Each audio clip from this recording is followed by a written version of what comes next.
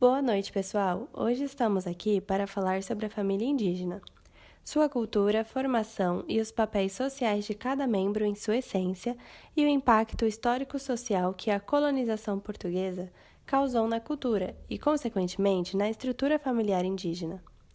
Iniciaremos falando de alguns aspectos mais generalizados, ou seja, traços comumente encontrados em várias tribos para, no fim, nos concentrarmos em uma em específico.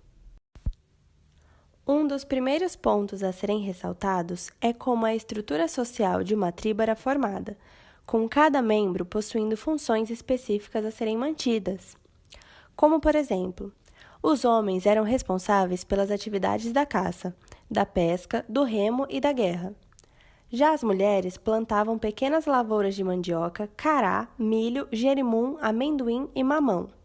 Buscavam águas nos riachos, cuidavam das crianças, preparavam a comida e produziam o necessário à vida e ao conforto geral. A vida em casal dos membros de um grupo normalmente era formada por parentesco ou entre comunidades próximas. Quando este último ocorria, era comum que as tribos que ganhassem uma filha nova com o casamento entregassem uma para a tribo de cunhados. Ou seja, a comunidade da família que casa um filho homem recebe uma mulher, sua esposa, e ao mesmo tempo entrega uma filha mulher para aquela comunidade de cunhados, que entregou uma esposa ao seu filho, tendo essa prática o nome de troca dupla. Um outro fato importante de ser comentado é como a poligamia é difundida. Não só os chefes, mas também os fortes e os que podiam manter família grande casavam-se com várias mulheres. Porém, tudo isso acabou sendo abalado e afetado com a invasão portuguesa às terras nativas, onde as tribos sofreram um grande impacto em sua vida social, econômica e cultural, desfazendo o equilíbrio nas relações do homem com a natureza, pois os colonizadores, e principalmente os padres jesuítas, não aceitavam os costumes e normas dos povos que aqui viviam por ferir as morais católicas e as normas da Igreja. Então acabaram destruindo e mudando tais tradições. Apesar de tudo isso, a mulher indígena acaba se tornando ainda o centro e a base da família tradicional brasileira, nos passando costumes até os dias de hoje que nos enriqueceram, como por exemplo, os chás com diferentes ervas para todos os tipos de doenças comuns, com seus diferentes alimentos usando as frutas e legumes típicos, e até mesmo o banho diário. Porém, um dos problemas nas pesquisas sobre populações indígenas é a falta de dados realmente confiáveis sobre o assunto, encontrando uma pequena cifra da população. Então, sobre as tribos falantes de línguas das famílias Tucano e Aruaque, é possível relatar que há uma ausência de profundidade genealógica, ou seja, embora o parentesco tenha um papel crucial na estrutura social desses povos, o cálculo genealógico dos indivíduos não parece ser capaz de recuar por muitas gerações. Usam terminologias de parentesco de tipo dravidiano. São sistemas que equacionam do ponto de vista de um homem ou uma mulher, tipos de parentes tais como irmão da mãe e irmão do pai a sogro e sogra, respectivamente.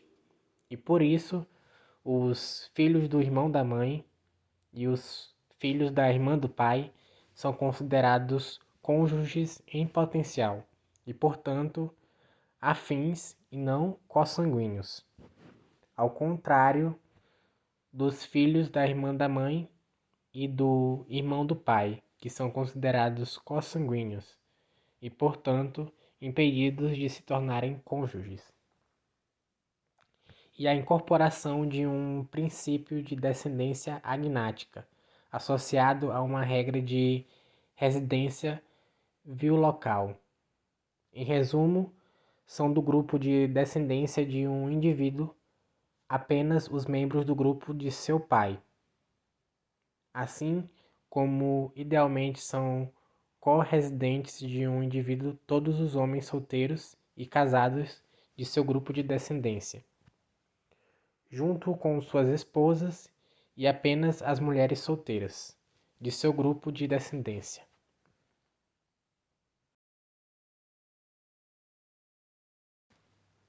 Agora, falando em linhas mais gerais, o que parece diferenciar mais os dois grupos são a reprodução dos grupos sociais e, por consequência, a troca matrimonial.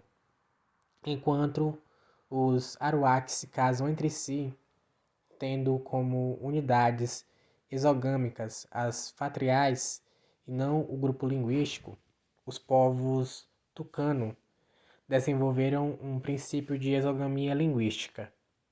Em resumo, o cônjuge é idealmente alguém que fala uma língua diferente, conceitualizando em termos nativos como um indivíduo etnicamente distinto.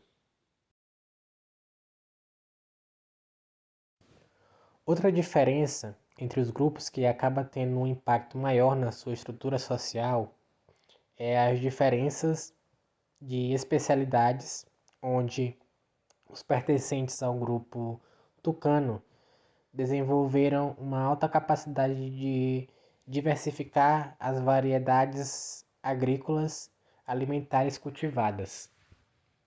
Praticam também a pesca, caça e coleta, que varia de acordo com as estações. Suas comunidades estão localizadas nas margens dos rios Negro, Uaupés, Issanã e afluentes. Os povos falantes de línguas aruaque são basicamente caçadores e coletores, e ao contrário dos primeiros, habitam principalmente as regiões dos intercursos dos rios, ou estabelecem comunidades próximas dos igarapés. Outro diferencial notado nesta pesquisa foram como os partos eram realizados e como ocorrem até os dias de hoje nas regiões. Antigamente, o trabalho de parto ocorria apenas na roça, para assim não contaminar a casa, conforme as crenças falavam. Portanto, para tornar a sua casa, é necessário que o Kumu, aquele que contém conhecimento sobre cura e proteção, queimasse cera de abelha na cabaça e benzer todo lugar, tanto para protegê-lo dos perigos do sangue, como para proteger a mulher com a criança.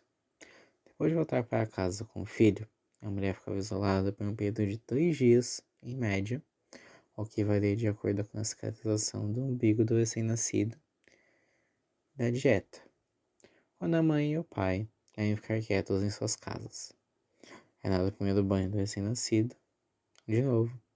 Agora, quando os pais retornam para sua casa, o Kumu deve outra vez benzer e indicar as comidas a serem ingeridas, bem como os objetos do recém-nascido. Esta bênção deve ser feita queimando-se cera de abelha e soprando a fumaça em cima dos elementos que estão sendo benzidos.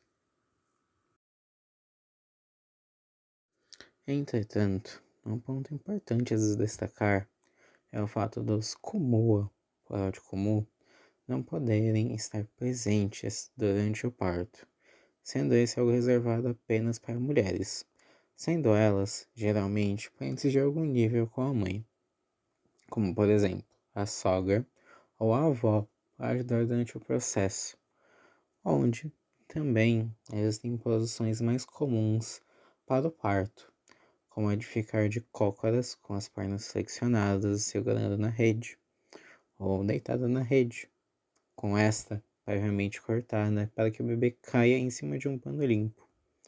Quando o bebê desliza para o chão, a mulher que está ajudando no parto espera até que o cordão pare de pulsar para cortá-lo. Somente depois disso é que nasce a placenta. A placenta pode ser usada para passar no rosto das mulheres que adquiriram manchas no período da gravidez e é enterrado. A trabalho de parto dura em média 3 a 4 horas, mas as mulheres podem sentir contrações jasantes, e o que determina que elas ficam em casa é a frequência das contrações. Foram relatados alguns problemas de parto resolvidos pelas próprias mulheres. A apresentação pélvica, o braço saindo primeiro, dificuldades para espelhar placenta e outros. Para os problemas relacionados à apresentação do bebê, as mulheres relataram que, em geral, elas viram a mulher de cabeça para baixo, com a ajuda de outras mulheres, experimentam ver o bebê ainda dentro do útero. Quando o bebê já está saindo, no entanto, é necessário ter muita força com cuidado para fazer girar a criança, para que ela saia com segurança. Demonstrando que, com uma abordagem diferente dos partos ocidentais, as mulheres indígenas conseguem ter partos bem-sucedidos, o que é facilitado pela técnica e cura aplicadas pelas mesmas, não sendo algo necessariamente biológico. Então, para finalizarmos a apresentação, queremos lembrar como a estrutura familiar é importante para as tribos indígenas em geral, e principalmente para essas encontradas nas regiões do Alto Rio Negro, em como seus casamentos são organizados e como as noivas se mudam para a tribo do noivo. Porque o que acaba ocorrendo quando o casamento ou a gravidez é proveniente de um homem ocidental é completamente diferente. Algo que aconteceu na região foi o fato de que muitas mulheres acabam tendo filhos com militares, onde, por conta disso, ocorrem conflitos entre as crenças tradicionais dos povos e o Ocidente, pois, ao se separarem, a mulher volta para sua tribo de origem para que essa possa se casar novamente, enquanto a criança é criada pelos avós, pois o avô é quem transmite a ela o pertencimento étnico do seu grupo. Entretanto, em situações assim, o que acaba ocorrendo é que os filhos de não-índios não só não ficam com os pais, como ficam sem identidade étnica, a não ser aquela dada pelos avós. Por conta de tudo isso, nós acreditamos que é necessária uma maior quantidade de estudos e ações para não só entender melhor a cultura desses povos, como também melhorar as relações existentes entre os dois grupos, para que situações assim não ocorram por falta de compreensão.